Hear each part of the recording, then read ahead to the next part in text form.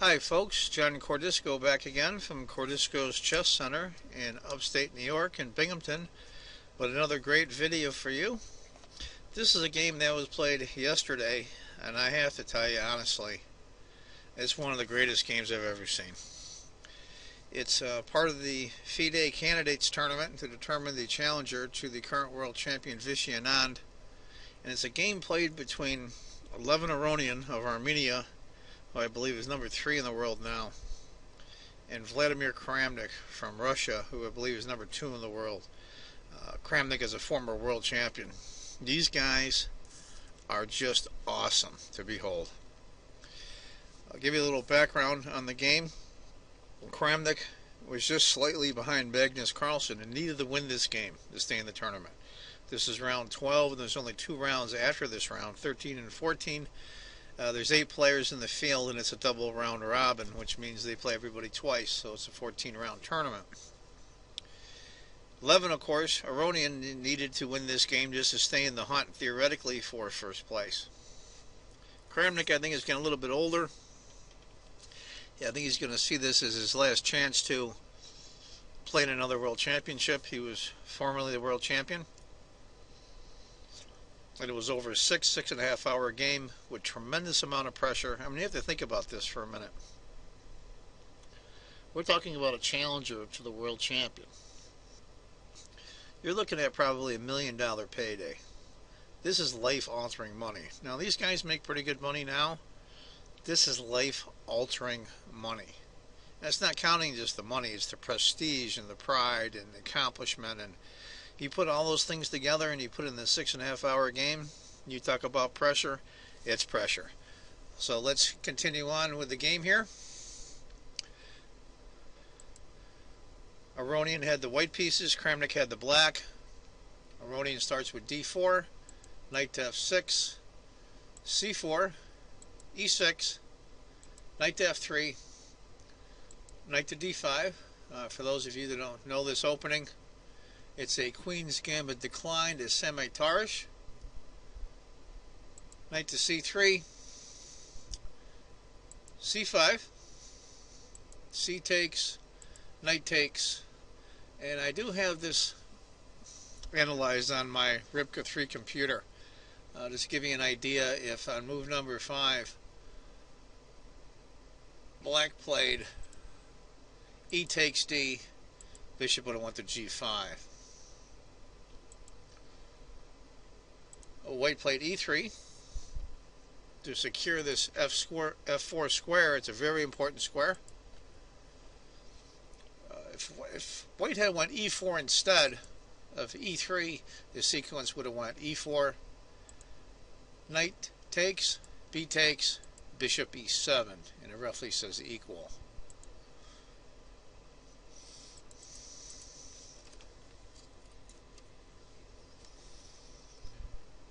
Knight to c6, bishop d3, bishop e7, and a3. Kind of consolidates for the b4 here, b4 square. White castles, queen to c2. Now, even under this threat of bishop takes h-pawn check for black, he still takes here. I mean, these guys have nerves of steel. E takes f5. Now, I've watched a lot of Kramnik games over the years and a lot of people analyzing Kramnik games. I'm only a 1550, 1580 rated player.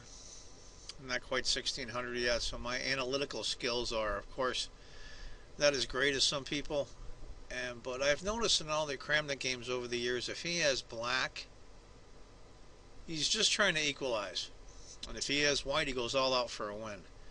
I'm looking at Kramnik now as black, and it looks like to me he's looking to win. He has to win to stay in this tournament. This is going to be the last time in his life where he ever gets another chance to play in the World Championship, and he's going to go for it.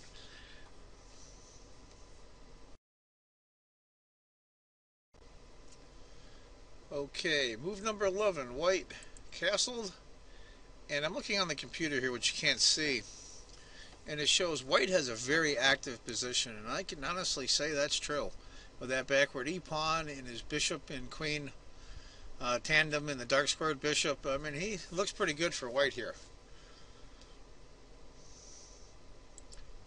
F6. I do have the arrows up there. It's exerting some extreme pressure on his isolated d-pawn. I mean, isolated pawns are hard sometimes. And for players like myself that are just average players, we have a hard time with isolated pawns. He played knight takes, queen takes, and now the pressure is again exerted on d4. Bishop d3 and b5. Again, it shows white has a very active position. Now what they were showing what would happen if, say, 13 bishop takes d4, the sequence would be bishop c4, queen d7, rook a d1, and it doesn't look very good for, I wouldn't want to be black here, to tell you the truth. 14, queen e2, bishop e7, rook a c1, and a6, reinforcing the b pawn. Now currently, as I look at my replica program, it shows black with a very, very tiny advantage, minus 0.25. Rook after d1, f4, rook to c5. Now I want you to think for a minute. You're either one of these guys, especially Kramnik on the black side. You have a chance to be in the hunt, to be in the championship, which you were champion at one time. And it's tough to come back. I believe in his early 40s now. And you look at this position and you're black and you have to win. I know that 99.9% of the players that watch my videos are average players or beginners.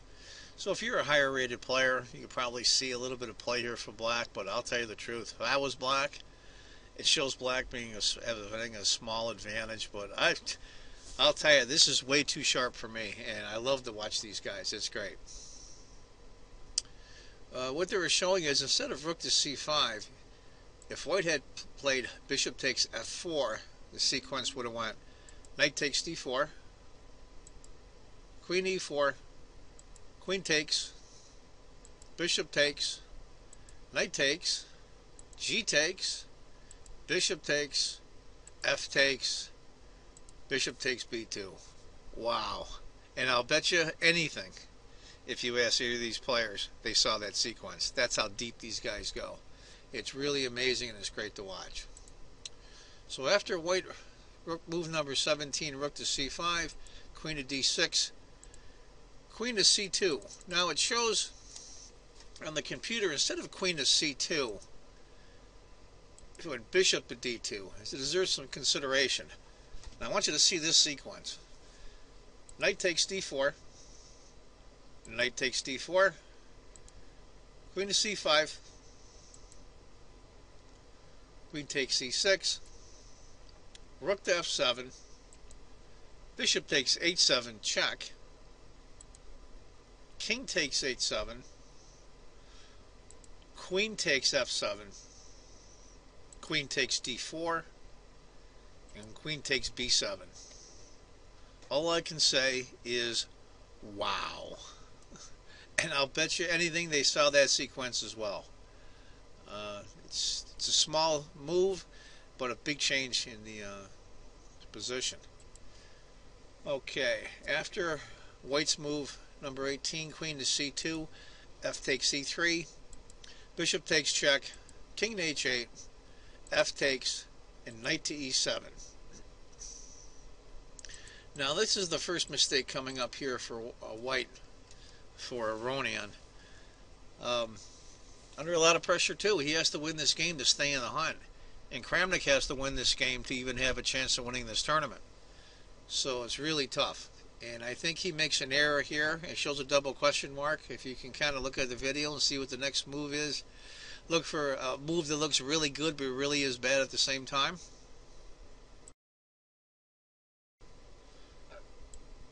Now the first mistake that white made was e4. And I'll tell you the truth, I think that's an incredibly natural move. I would have probably gone e4 myself, to be honest with you. Control some key central squares. I mean, he's got a really good lock with here and here for that pawn. The pawn's backed up by the queen. The d pawn is backed up by the rook and the knight. I would consider that one of the most natural moves there are, but the computer suggests instead of e4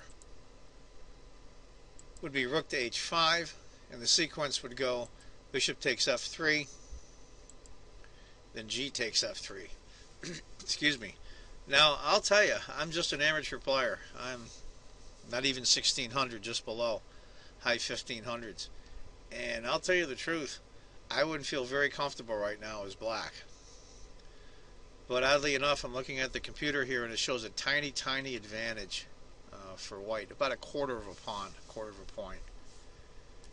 So after e4, black went rook a to c8. They show it would be an interesting move. Usually when they have an exclamation point in a question, that means either strong move or questionable, which kind of means in a weird way interesting. But instead of rook to c8, it would be queen to f4. And the sequence they show for that would be back to rook to h5 again, knight to g8, bishop checks, discovery with the rook, and then the knight blocks. That would be the sequence from queen to f4, which is a pretty good move there, to be honest with you. After rook to c8, white went e5. Now, it's all kinds of crazy stuff going on. You've got the pawn threatening the white, the dark squared black bishop. Pawn threatening the black queen. You've got a rook queen battery for white. I mean, this is wild stuff. I mean, it really is. And how these guys get through this is fascinating. Bishop takes. Knight takes.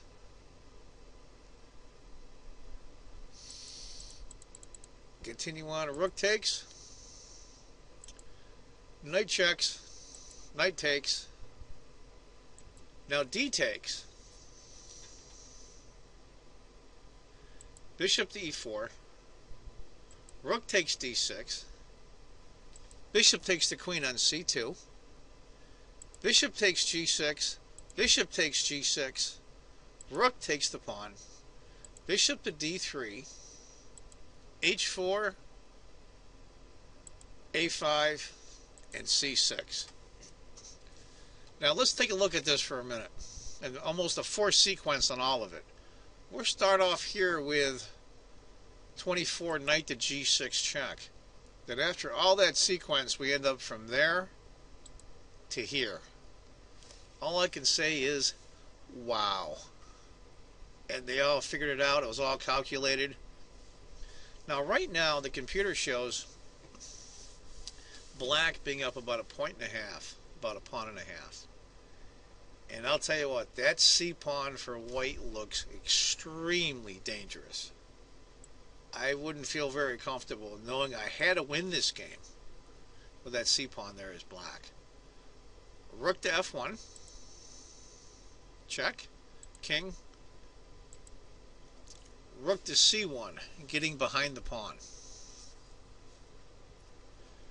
Now I'm looking at this here, and I'll tell you, how in the world am I going to get my, if I'm black, how am I going to get my king all the way over there to help with that c-pawn, at the same time guard my g-pawn? This is quite a challenge. And it shows about a 0.4 of a point advantage for black. We go rook to e3, bishop to b1, and now he brings up rook to c3. He almost has to take because the pawn will queen. Rook takes. King to g8. I'm telling you, Kramnik is black. This man has nerves of steel. King to g8. c7. It's amazing as pawns move forward and it gets to the 6th or 7th rank. It's funny, I used to say this all the time. They look like monsters.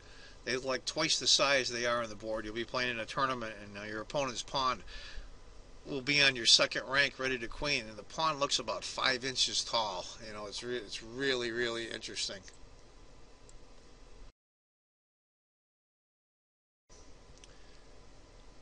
Like I said, that pawn is a monster. I did a little editing in the tape here, so I'm just picking up from this point. And I'll tell you, I don't know how Black's going to pull this off. And here you are, Vladimir Kramnik, former world champion. You have to win this game in order to even have a shot at the championship at the end of this year against Vishy Anand. And you're in your 40s, and we don't even talk about that. At this point, these guys make really good money, so I think it's nice to have the $1 million, which is roughly, I think, the challenger gets, or just below. It's a ton of money, and even still, these guys have been dedicating their lives to this, and now's their chance. And White wins c7, bishop to f5. White plays king to g3, and king to s7. Now it's interesting, if I go back king to g3, on the computer it suggests king to f8 instead, and it says, and Black can look forward to a comfortable game. I don't see much difference, honestly, between the two. Must be a subtlety that I just don't see it at my level of play. King to f4, threatening the bishop. The bishop goes to c8, and now you had one question mark move when White went e4, and this one I don't see how it's that bad. White went king to g5, and it says White loses the upper hand, and there's double question mark. Now I'll go back to bishop to c8, and it shows basically is the game is dead drawn. It shows 0.00, and when you go to king to g5, it drops down almost 1.75. That's a lot. Now, it might not be a lot for our level of play. We can still maintain. But for these guys, even a half a pawn increase is a ton. And it increased 3 times that. Now, what it does suggest, instead of king to g5, this is an interesting move, would be h5 for White. And after I put in h5, the sequence will go king to e8 and g4. And it shows the score of the game is dead even, exactly 0.00. And you're coming up on the time control. These guys are probably low on time. The time control switches over at 40 moves. I don't recall what the time control is right now. I think it's 40 moves for 2 hours, and I'm not sure the second one is. I know that after 60 moves, they get a 30-second increment. But it says double question mark, and I'll tell you, I've looked at this and looked at this prior to making this video, and I don't see where that's such a huge problem. But nonetheless, king to g5, bishop to d7.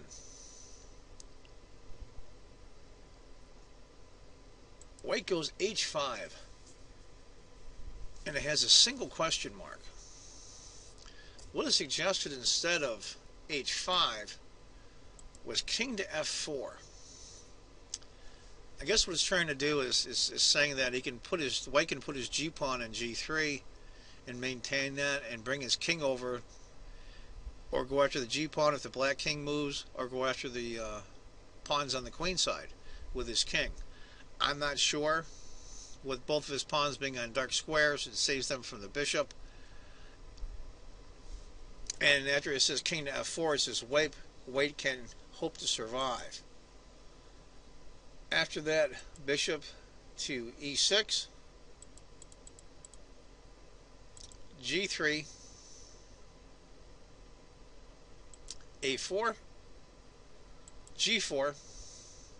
I wouldn't be so keen on putting my pawns on that side of the board in case I had to move my king over onto light squares as the bishop, but These guys are world-class players. They know better than I.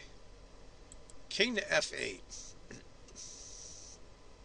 Now it's interesting. Before that move, when white went pawn to g4, it shows black's advantage of being 2.6 to black. That's almost a full piece advantage. And after Kramnik moved to king to f8, it dropped down to exactly 0 and said it was dead drawn.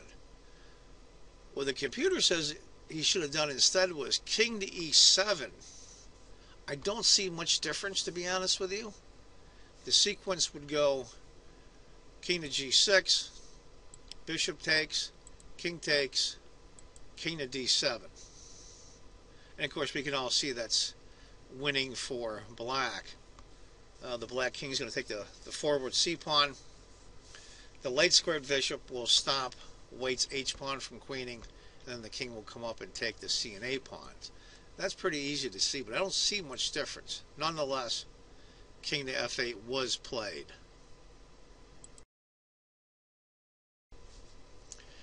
It's kind of fascinating in endgames like this, and endgames in general, the subtleties involved and the preciseness that has to be done. It's kind of an oxymoron in chess that the less pieces there are on the board, the harder it is. You would think it's the opposite. Because if you make a small error in an endgame, especially like this one, you're doomed. You have to be so precise. Whereas with a lot of pieces on the board, you can make a small error, as long as it's not a blunder, a small inaccuracy, I guess they call it, and you'll still be okay. In endgames like this, or rook and pawn endgames, one small error is lethal.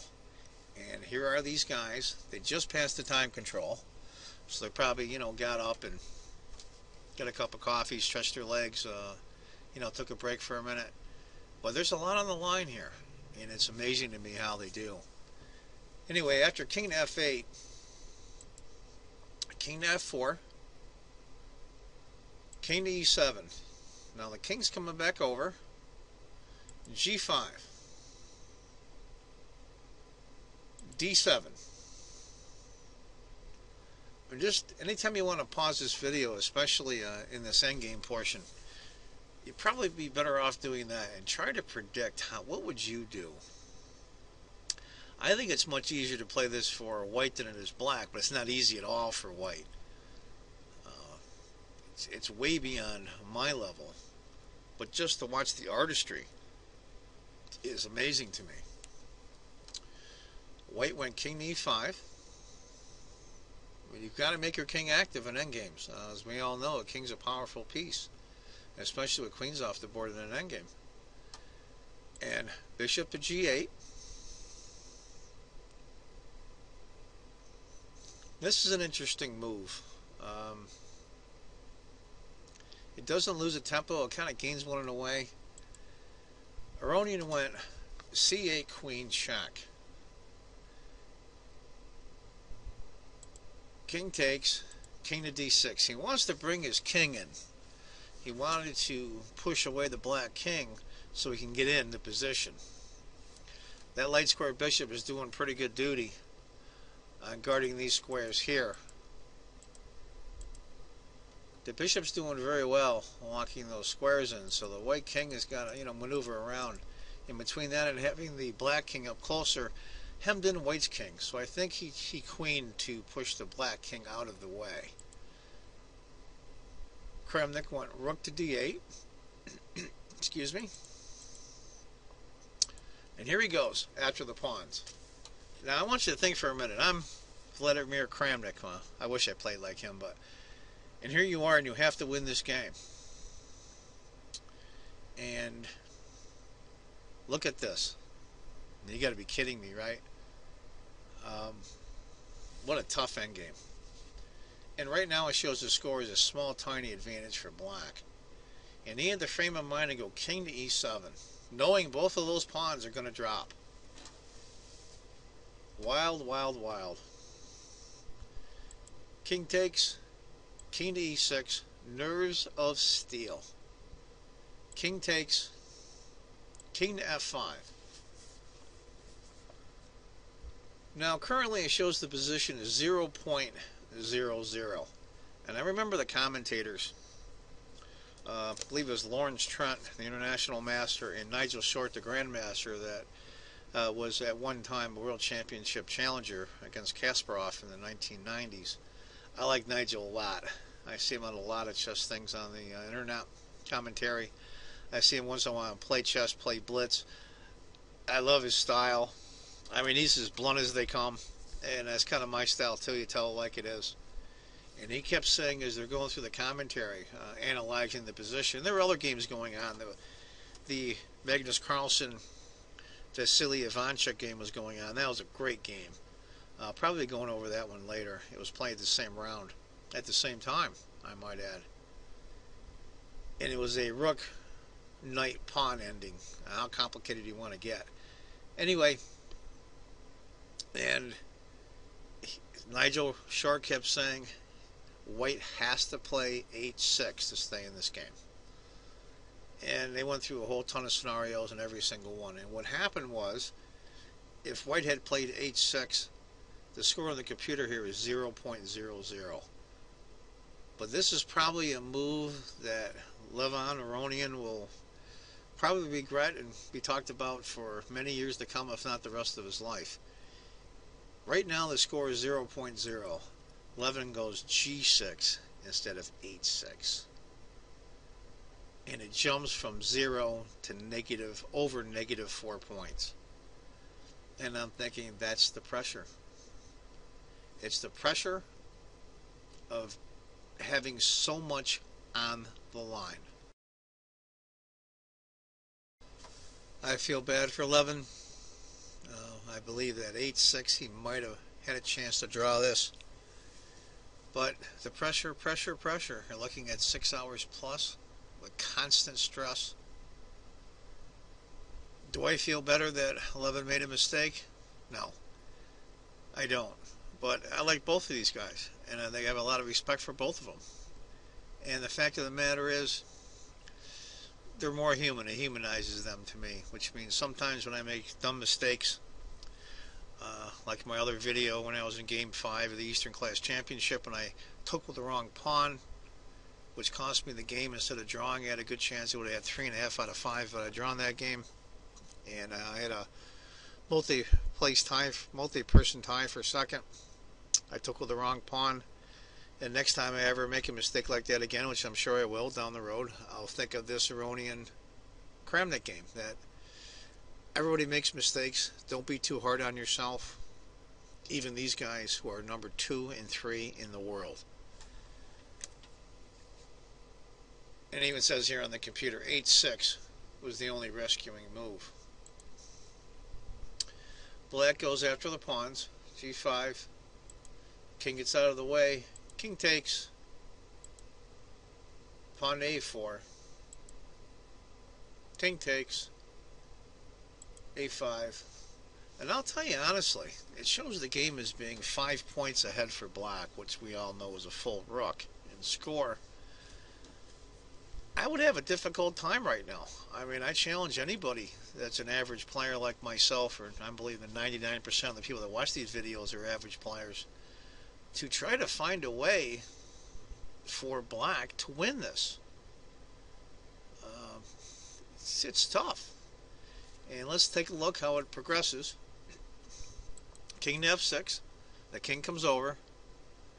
a6. That pawn is just running. Bishop to d5, of course. Last chance to stop the pawn.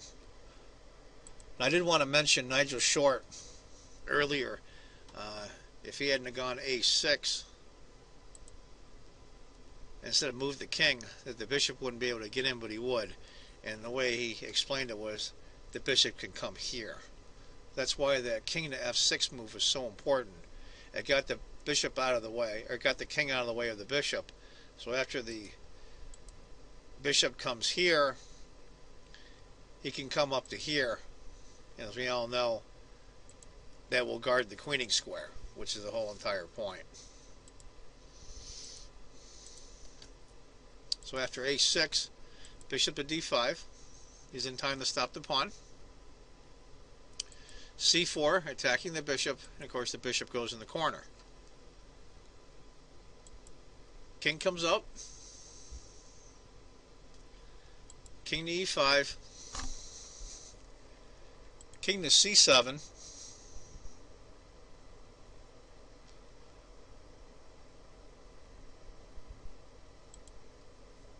g5. King to b8. Bishop to e4, getting the bishop out. King to c7. I still would think, as the strength player that I am, that I'll give up one of my pawns as white and get my other pawn close, and we'll both have queens. But these guys are world-class players. We all know better. g4. a7. g3. c5. Bishop to a8. That's important, because if white plays to here, cut off the light squared bishop, it would be tougher. Bishop to a8. King to b8. And bishop to c6. And this is when Levin Aronian resigned. An incredible game. 6.5 hours plus, with potentially the World Championship challenger, whoever that was going to be, on the line. And I'm not going to spoil it for any of you that are going to watch my next video, which will probably be the Magnus Carlsen Vasily Ivanchuk game. Carlsen was in the lead in this tournament. Kramnik had to win in order to keep pace with Carlsen. I'm not going to spoil it for you. The result of that game, it was a great game. I'll tell you the truth, it was almost as good as this one. That Carlsen kid will fight you to the last possible millimeter. I mean, the only person I've ever seen that was like this recently is Karl Nakamura, who will play you down the lone kings if he has to. But I tell you the truth, the one that seems to have the fighting spirit as much as Carlsen was Bobby Fischer. Expect to fight these guys down to bare kings. Anyway, it was a great game. It was great to watch live. Congratulations to Vladimir Kramnik and Levin Aronian. Well played, even though there's a few mistakes under that kind of pressure. Well, that does it for this video, folks. They're going to have off on Sunday, March 30th, or excuse me, Saturday, March 30th. They'll have off, and Easter Sunday they're going to be playing round 13.